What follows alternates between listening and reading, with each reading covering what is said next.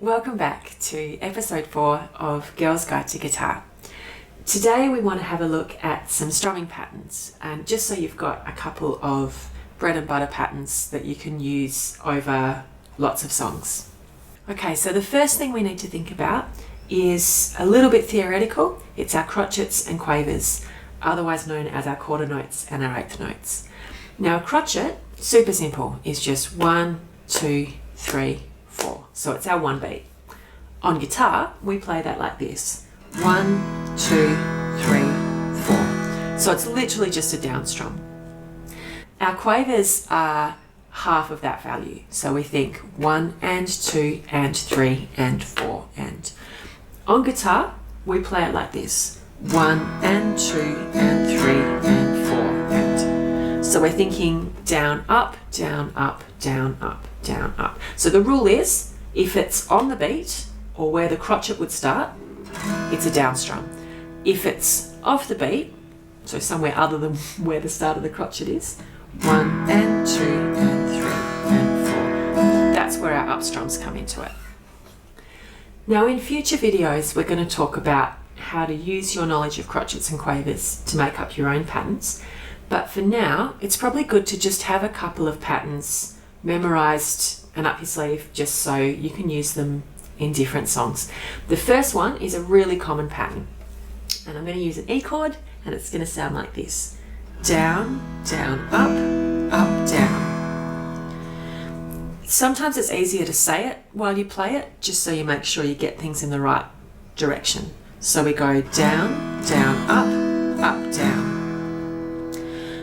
If you're having an issue with this, it's interesting to look at the right hand because it's all in the rhythm.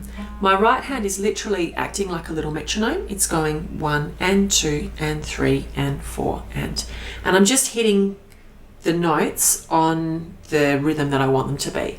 So if you watch, it's literally just going up and down, but we're still including that down, down, up, down into what we're doing.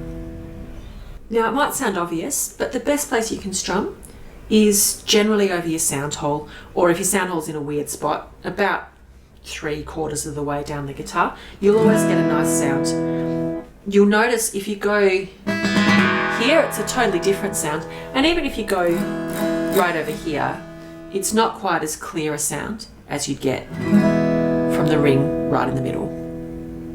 Now your down, down, up, down strumming pattern is going to work for a lot of things, but every now and then you'll come across a song that's got a 3 feel to it. So when you do that, you want to think down, down, up, down. So it's literally just crotchet, quaver, quaver, crotchet.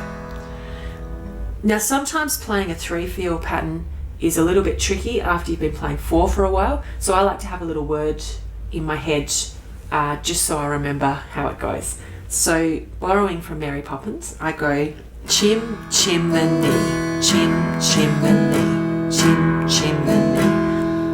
I apologise if this means you're going to have Mary Poppins in your head for the rest of today, but it's going to be really good for your right hand and your strumming pattern.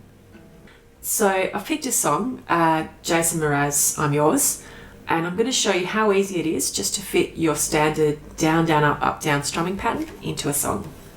Now one thing to think about is when you're playing, say, a C chord, for example, you have to aim the strum only from the 5th string. It gets a bit shoddy sounding if you kind of end up with that low E in there as well. So try and make sure you're strumming from the 5th string for a C chord. So I won't hesitate no more, no more.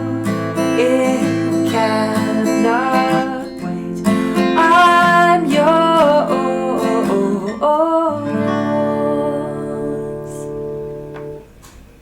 Thank you so much for watching this episode. Hopefully you're getting some mad guitar skills happening now, which is really cool.